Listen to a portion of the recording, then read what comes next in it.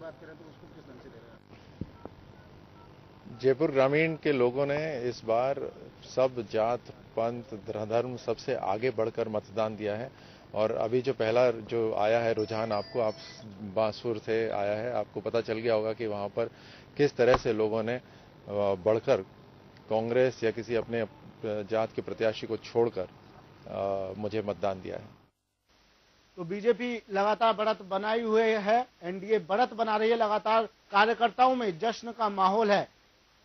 प्रारंभिक रुझानों के बाद भाजपा कार्यकर्ताओं में खुशी का माहौल है, मिठाइयां बांटी जा रही हैं, जश्न मनाना शुरू कर दिया है कार्यकर्ताओं ने।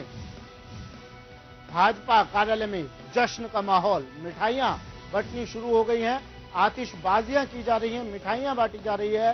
प्रारंभिक रुझानों को देखते हुए नरेंद्र मोदी का प्रधानमंत्री बनना लगभग तय माना जा रहा है और इसी वजह से भाजपा कार्यालयों में खुशी का माहौल है, भाजपा कार्यकर्ताओं में खुशी का माहौल है। मिठाइयां बांट रहे हैं कार्यकर्ता, आतिशबाजी कर रहे हैं भाजपा कार्यकर्ता।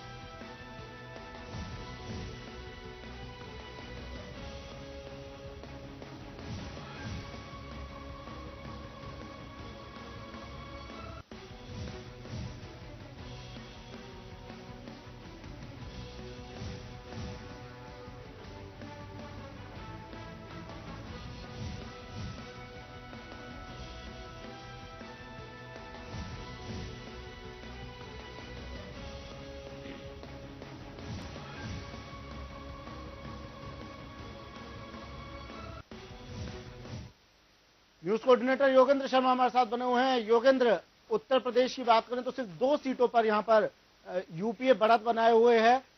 सोनिया गांधी और नगमा की सीट पर यहां पर बढ़त है, राहुल गांधी तक पिछड़ते हुए दिखाई दे रहे हैं। क्या कह सकते हैं योगेंद्र कि इस बार यूपीए को, कांग्रेस को ऐतिहासिक हार का सामना करना पड़ेगा? बिल्कुल ठीक है कि जो स्थितियां हैं ये बिल्कुल हम कह सकते हैं कि लहर ही कह सकते हैं। अब तो पहले विश्वास नहीं हो रहा था। एग्जिट पोल, ज्योतिष पोल सबको बिल्कुल ये कह रहे थे कि सब पैसे वालों की लहर और पैसे वाले की भाषा बोल रहे हैं, लेकिन अब तो जनता पोल है। मुझे लगता है कि ऑलमोस्ट स्थिति साफ हो चुकी है।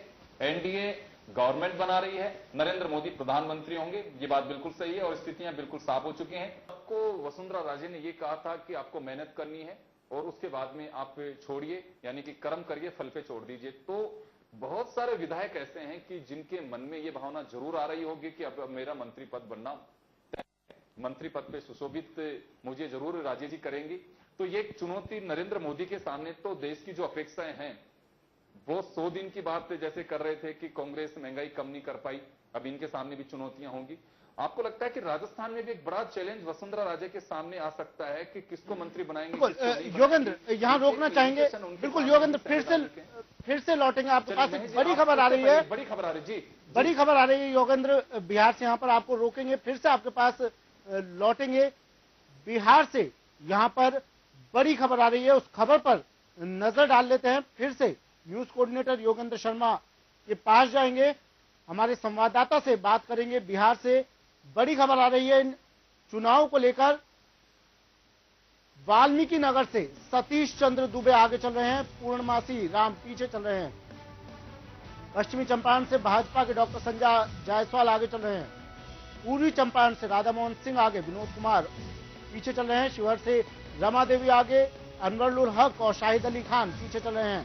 सीतामढ़ी से राम कुमार शर्मा आगे, सीताराम यादव और अर्जुन राय पीछे चल रहे हैं।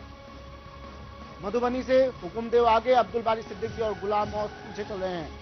झंझारपुर से वीरेंद्र कुमार आगे, मंगनी लाल और देवेंद्र प्रसाद पीछे।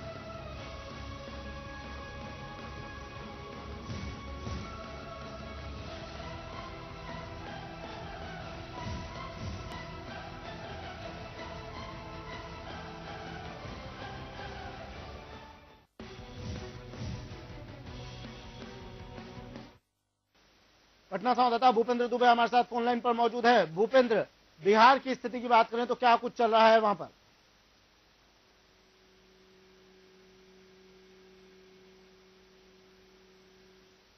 तो भूपेंद्र दुबे हमारे साथ फोन लाइन पर हैं। भूपेंद्र, आप मेरी आवाज सुन पा रहे हैं? बड़ी खबर बिहार से, मधुबनी से हुकुमदेव आगे चल रहे हैं, गुलाम गौस पीछे चल रहे हैं।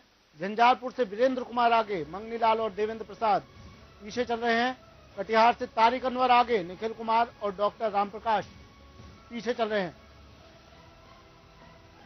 भूपेंद्र दुबे हमसे फिर से जुड़ गए हैं। भूपेंद्र, क्या कुछ चल रहा है? बिहार की सीटों की बात करें तो प्रारंभिक रुझानों में क्या कुछ सामने आ रहा है?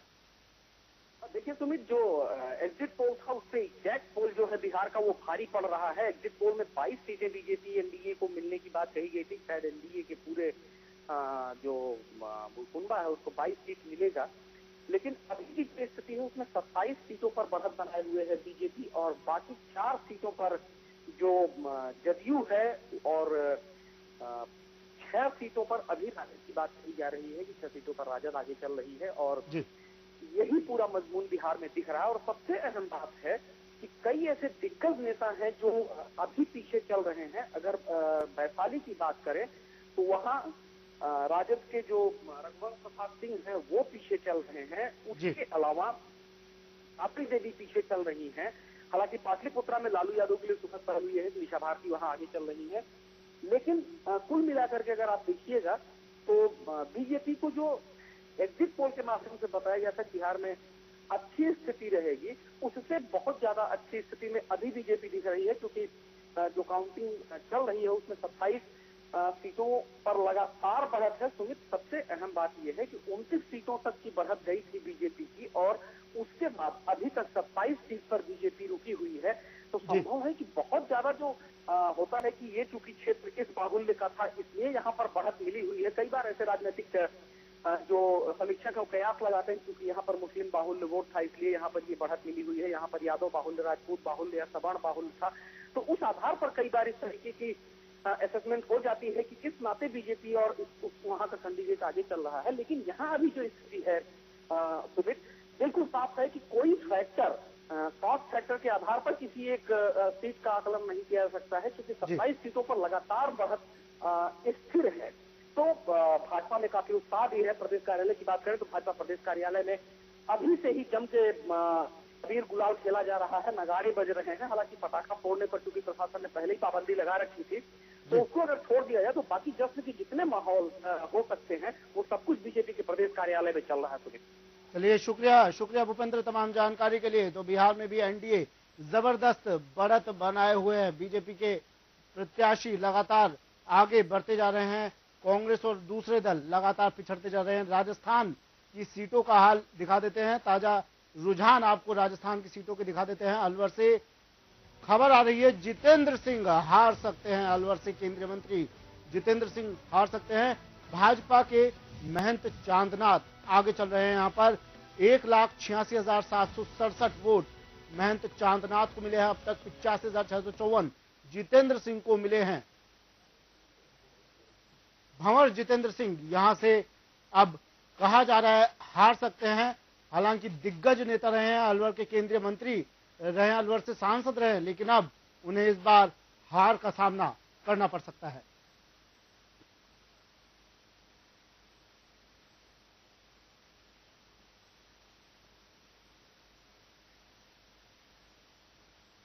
चलिए, जयपुर में क्या कुछ चल रहा है। जयपुर में कॉमर्स कॉलेज में मतगणना चल रही है। हमारे संवाददाता योगेंद्र पंचोली वहां बने हुए हैं। जयपुर से योगेंद्र पंचोली सीधे जुड़े हमारे साथ। योगेंद्र, क्या कुछ चल रहा है? आप कॉमर्स कॉलेज के बाहर खड़े हैं जहां पर मतगणना इस वक्त चल रही है, क्या कुछ चल रहा है वहां पर?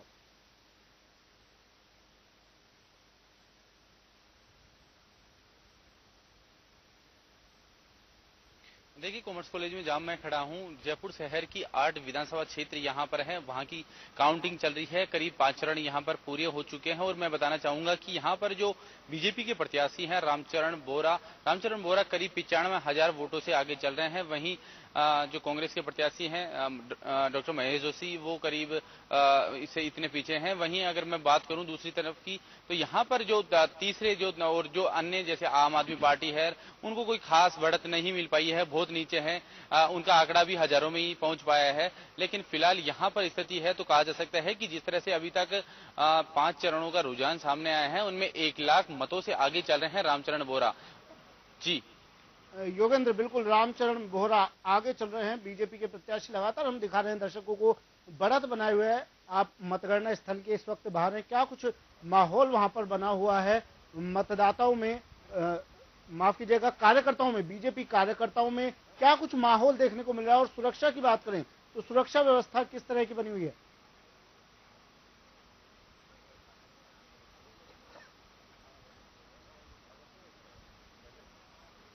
देखिए, जिस तरह से आपने कहा भी है, अंदर जिस तरह से काउंटिंग चल रही है, यहाँ पर अलग अलग चरण लगातार सामने आ रहे हैं, रुझान भी आ रहे हैं। जिस तरह से बीजेपी विपक्ष में यहाँ पर पूरा रुझान है, फिलहाल यहाँ पर कार्यकर्ता बीजेपी के मौजूद नहीं है, लेकिन मैं दूसरी जिस तरह से जानकारी मिली है, बीजेपी कार्यालय के बाहर अभी पटाखे फोड़े जा रहे हैं। बीजेपी कार्यकर्ताओं में खासा उत्साह है, क्योंकि जिस तरह से पूरी 25 सीटें हैं, 25 सीटों पर ही बीजेपी लीड कर रही है। और यहाँ पर मैं एक आपको दिखाना चाहूंगा, यहाँ पर सुरक्षा व्यवस्था को लेकर पूरा चाक चौबंद किया गया है। यहाँ पर पूरे डीसीपी लेवल के अधिकारी भी यहाँ पर मौजूद हैं। इसके अलावा छोटे रैंक के अधिकारी भी हैं, कांस्टेबल भी अधिकारी भी यहाँ पर मौजूद हैं, आरएसी की बटालियनें भी यहाँ पर हैं। यहाँ पर जिस तरह से मैं बाहर ही खड़ा हूँ, यहाँ पर जो मेन जेलन मार्ग है उसी पे खड़ा हूँ। इसके अलावा यहाँ पर जो अंदर की जो क्षेत्र है, कैंपस है, उसके अंदर भी करीब सैकड़ों की संख्या में पुलिसकर्मी और आरएसी के जवान यहाँ पर तैनात किए गए हैं कि किसी प्रकार की कोई अप्रिय घटना ना हो और जिस तरह से रुझान सामने आ रहे हैं, कोई विरोध प्रदर्शन ना हो सके,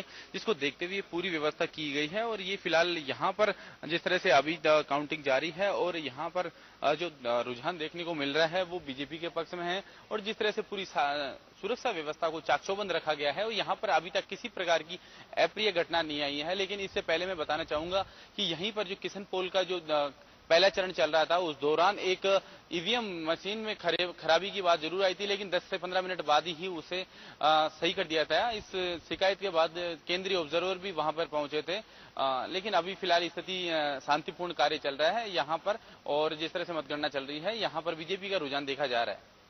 चलिए, शुक्रिया योगेंद्र, बात करने के लिए, तमाम जानकारी के लिए। योगेंद्र पंचोली सीधे जुड़े हमारे साथ मतगणना स्थल से, कॉमर्स कॉलेज के बाहर से, जयपुर से, बता रहे हैं यहाँ बीजेपी का रुझान। जिस तरह से हम पूरे देश की तस्वीर आपके सामने रख रहे हैं, पल पल के अपडेट हम आपको दे रहे हैं। जयपुर में, राजस्थान के जयपुर में हमने मतगणना स्थल के बाहर से आपको तस्वीर दिखाई। हमारे संवाददाता ने बताया कि यहाँ पर भी हाल वही है कमोबेश, जहां जिस तरह से पूरे देश में देखने को मिल रहा है। बीजेपी बढ़त बनाए हुए है और बीजेपी कार्यकर्ताओं में लगातार उत्साह बढ़ता जा रहा है। बीकानेर में क्या कुछ चल रहा है, मतगणना स्थल की तस्वीरें दिखाते हैं हम आपको बीकानेर से। क्या कुछ वहां पर बीजेपी कांग्रेस का पृथक पहला रुझान, अभी तक का रुझान क्या कह रहा है, यह हम आपको दिखा रहे हैं। बीकानेर की तस्वीरें दिखा रहे हैं हम आपको। सुरक्षा के पुख्ता इंतजाम किए गए हैं। मतगणना स्थल की तस्वीरें आप देख रहे हैं अपनी टीवी स्क्रीन पर बीकानेर की।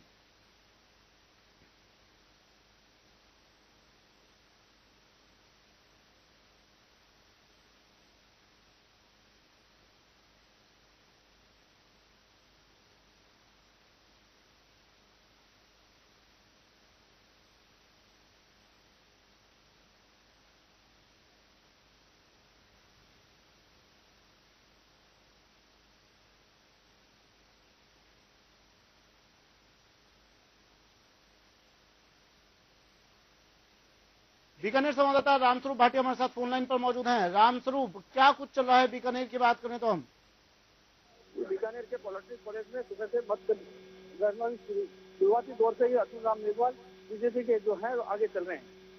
जी रामस्वरूप, बीजेपी के प्रत्याशी आगे चल रहे हैं, यहाँ पर क्या कितना कुछ उत्साह देखने को मिल रहा है बीजेपी कार्यकर्ताओं में? बीजेपी कार्यकर्ताओं में खासा उत्साह देखने को मिल रहा है और अर्जुन राम भी प्रफुल्लित मुद्रा में घूमते हुए नजर आ रहे हैं। लगभग 1,17,000 वोटों से अर्जुन राम मेघवाल आगे चल रहे हैं। लगातार दूसरी बार बीकानेर से भाजपा के सांसद बन सकते हैं अर्जुन राम। भाजपा के सांसद बन सकते हैं अर्जुन राम मेघवाल, बता रहे हैं हमारे संवाददाता। रामस्वरूप, मतगणना स्थल की अगर बात करें तो वहां पर गिनती जारी है, मतों की, वोटों की गिनती जारी है। सुरक्षा की बात करें तो किस तरह की सुरक्षा व्यवस्था की गई है मतगणना स्थल के आसपास? जी, मतगणना स्थल के आसपास जो सुरक्षा व्यवस्था पूरी चाक चौबंद कर दी गई है। 30 कोणीय यहाँ सुरक्षा व्यवस्था कर दी गई है। बाहर की सुरक्षा व्यवस्था बीकानेर की स्थानीय पुलिस संभाल रही है।